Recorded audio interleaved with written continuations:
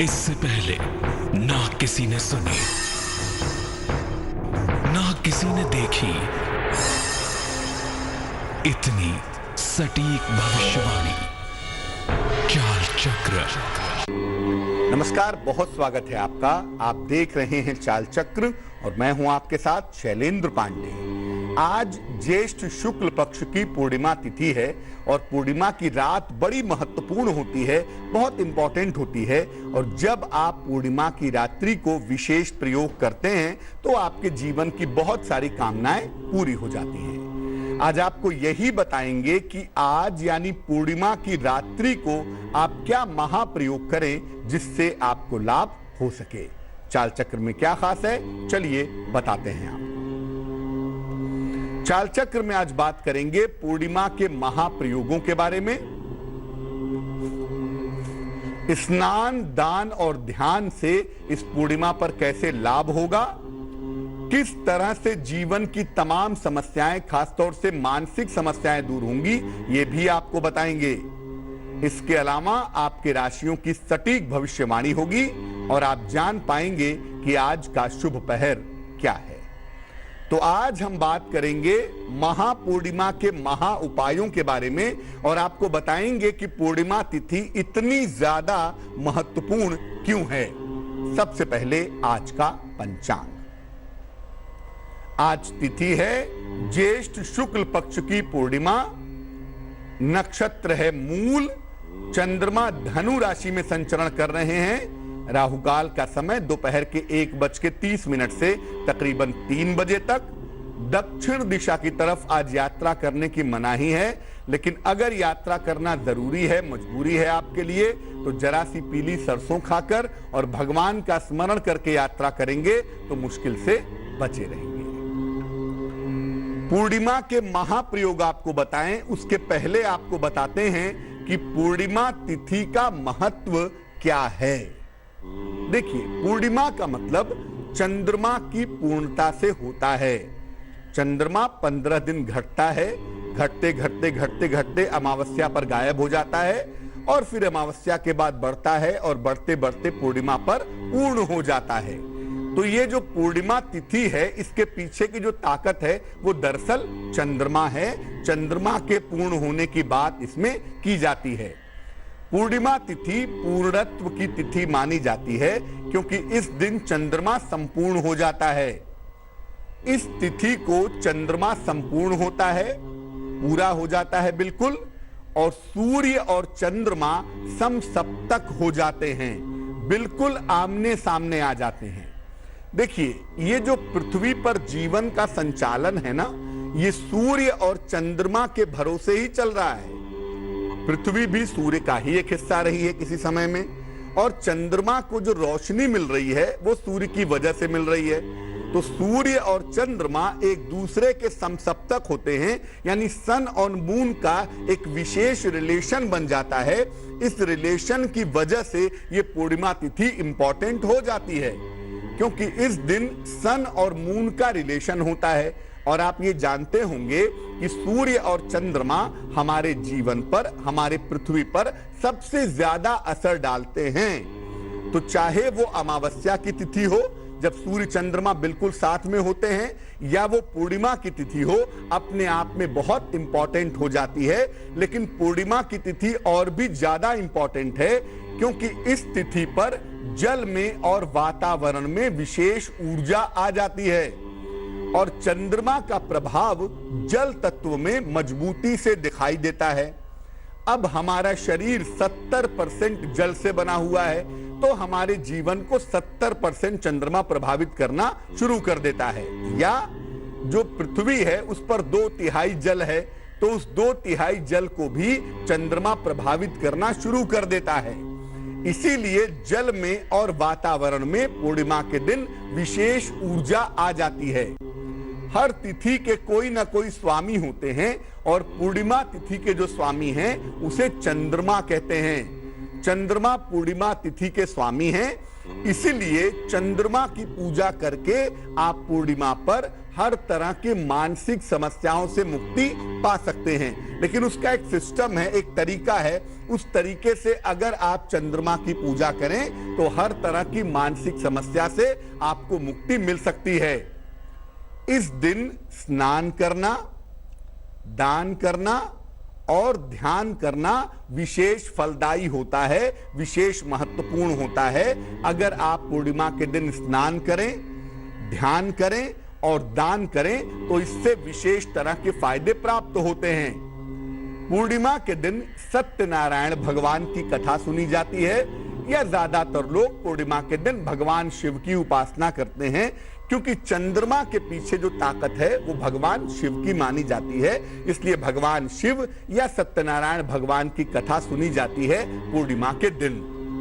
पूर्णिमा का दिन एक ऐसा दिन है जब चंद्रमा पूरे उफान पर होता है, पूरी शक्ति पर होता है और आपके शरीर के ब्लड सर्कुलेशन को, आपके मन को, शरीर की स्थिति को बहुत मजबूती से प्रभावित करता है।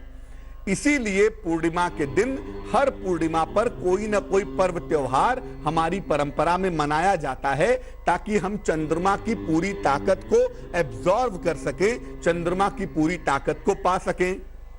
अगर पूर्णिमा के दिन गहन ध्यान किया जाए, गहरा ध्यान किया जाए तो काफी फायदा होता है, अद्भुत लाभ होता है, अद्भुत फायदा होता है। अगर पूर्णिमा के दिन गहन ध्यान किया जाए तो पूर्णिमा की तिथि बहुत ही ज्यादा महत्वपूर्ण है और चंद्रमा और सूर्य की संयुक्त ताकत की वजह से अगर आप पूर्णिमा तिथि पर विशेष तरह का ध्यान करें और आपको ध्यान करना पता हो तो जो अनुभव आप पूर्णिमा की तिथि पर कर पाएंगे वो अनुभव बाकी दिनों में ध्यान के लिए नहीं कर पाएंगे। यानी पूर्णिमा तिथि के दिन ध्यान करना ज्यादा अनुभव देता है, ज्यादा ताकत देता है। अब ये जानते हैं कि जो आज पूर्णिमा की तिथि है इस पर किस तरह के वरदान आपको मिल सकते हैं, यानी आज के दिन आप किस तरह के वरदान पाने के लिए प्रयोग कर सकते हैं। पहला वरदान, पूर्णिमा पर चंद्रमा ताकतवर होता है ना, इसीलिए पूर्णिमा के दिन अगर आप प्रार्थना करें, चंद्रमा की उपासना करें तो आप अपनी कुंडली के गड़बड़ चंद्रमा को मजबूत कर सकते हैं, अपनी कुंडली के चंद्रमा को बेहतर बना सकते हैं। चंद्रमा के अगर दुर्योग हैं कुंडली में, चंद्रमा राहु है, चंद्रमा शनि है, चंद्रमा अस्त हो गया है, कुंडली में चंद्रमा का कोई भी दुर्योग अगर है तो उसे पूर्णिमा तिथि पर उपाय करके आप समाप्त भी कर सकते हैं। अगर आपको कोई मानसिक बीमारी है, कोई मानसिक रोग है, डिप्रेशन है या इस तरह का कोई ऑब्सेसिव कंपल्सिव डिसऑर्डर है या ऑब्सेसिव माइंड की प्रॉब्लम है, मानसिक बीमारी है, मानसिक समस्या है, तो उससे आपको छुटकारा मिल सकता है। और पूर्णिमा के दिन अगर आप भगवान की उपासना करें, भगवान का ध्यान करें, विशेष तरह से उनसे प्रार्थना करें तो अपनी मनोकामनाओं को भी पूर्ण कर सकते हैं। अब यानी आज के दिन, पूर्णिमा के दिन आपको बहुत सारे वरदान मिल सकते हैं, लेकिन उसके लिए आपको छोटे छोटे उपायों पर ध्यान देना पड़ेगा।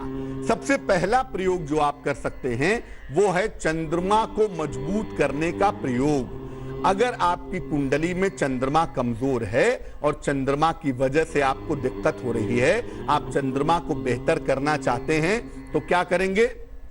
आज शाम के समय या रात के समय में नहा करके चंद्रमा की रोशनी में बैठिए, या तो अपनी छत पर बैठिए या तो बालकनी में ऐसी जगह बैठिए जहां से चंद्रमा आपको दिख रहा हो।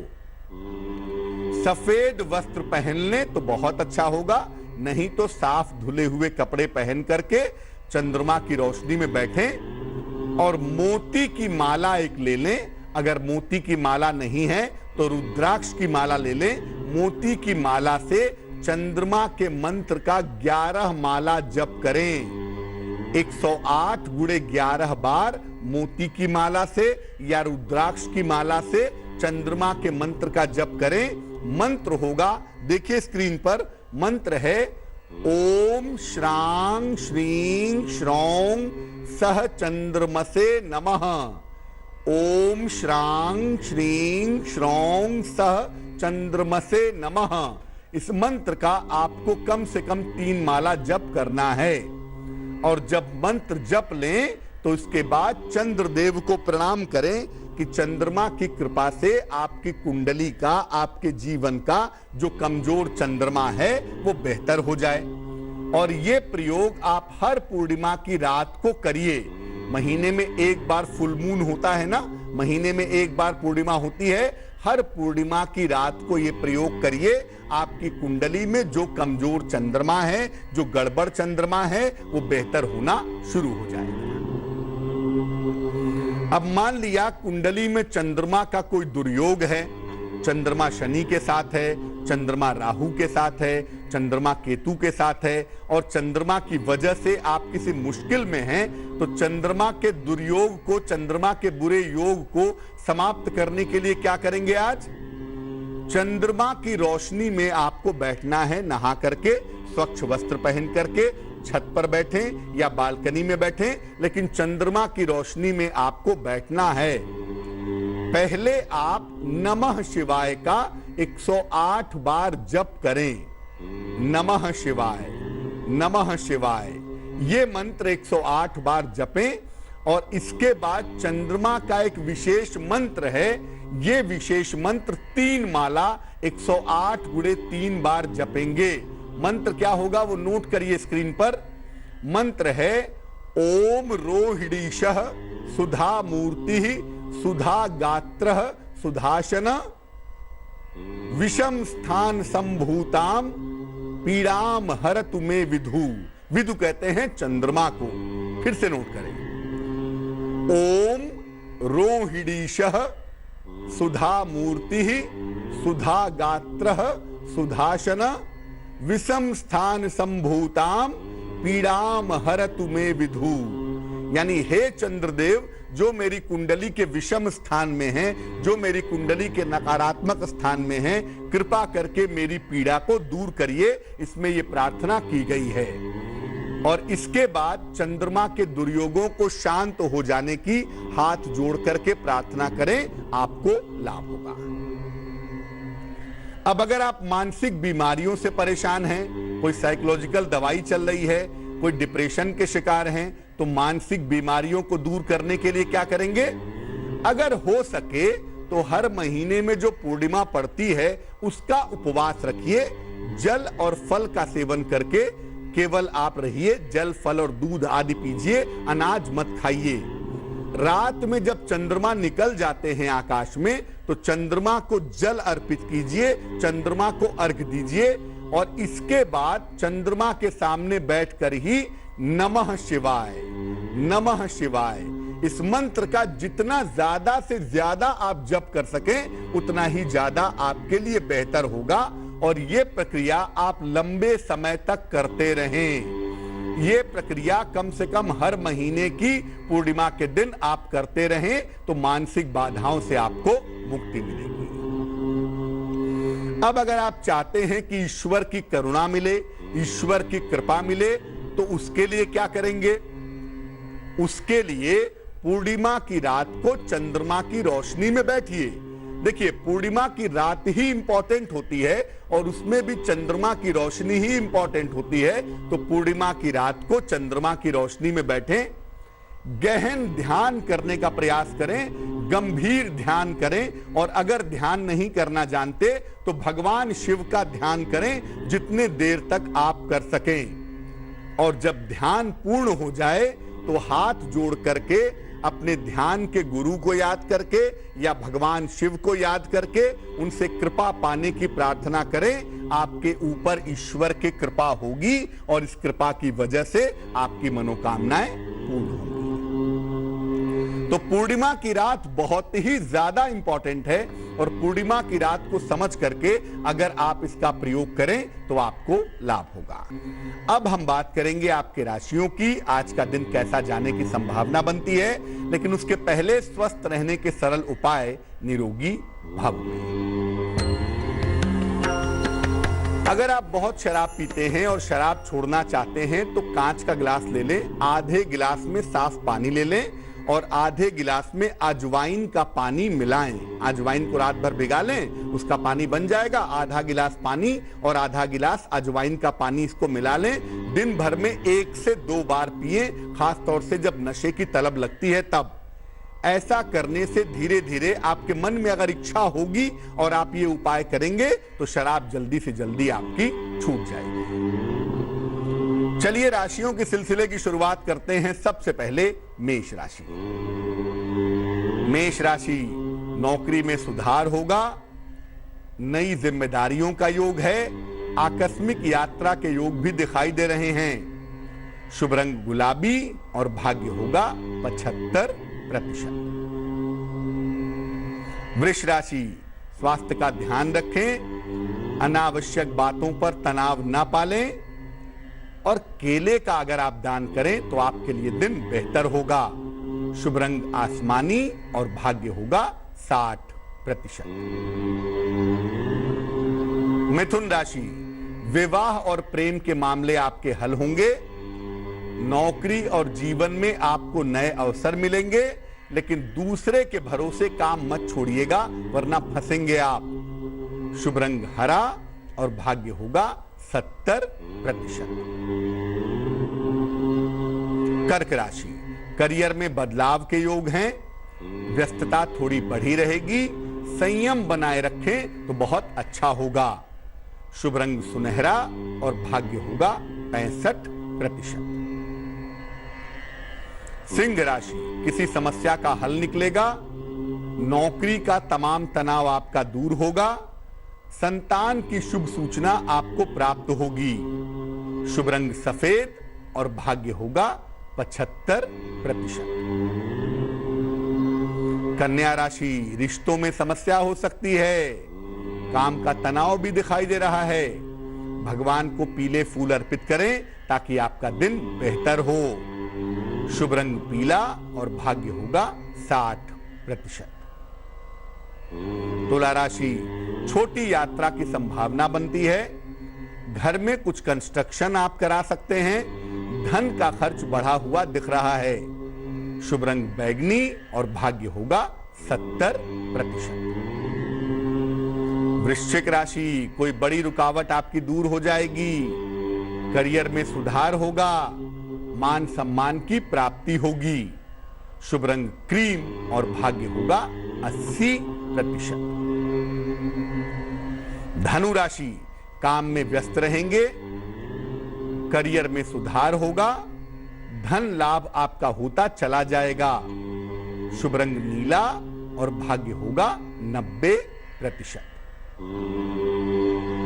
मकर राशि, सेहत आपकी कमजोर दिख रही है, छोटी छोटी बातों पर आपका क्रोध बढ़ेगा, किसी बड़े बुजुर्ग की अगर आप सलाह लें तो आपको लाभ होगा। शुभ रंग काला और भाग्य होगा 60%। कुंभ राशि, अचानक कोई बड़ा अवसर आपको मिल सकता है, खूब सारा मान सम्मान मिलेगा, अनावश्यक तनाव ना पालें तो बेहतर है। शुभ रंग फिरोजी और भाग्य होगा 75%। मीन राशि, नौकरी व्यवसाय में लाभ होगा, कर्ज की समस्या आपकी हल होगी, अपना स्थान बदल सकते हैं, निवास बदलने की संभावना दिख रही है। शुभ रंग सफेद और भाग्य होगा 80%। एक दर्शक जुड़ रही हैं नेहा हमारे साथ दिल्ली से, उनसे बात करते हैं। नेहा बताइए। पंडित जी नमस्कार। जी नमस्कार।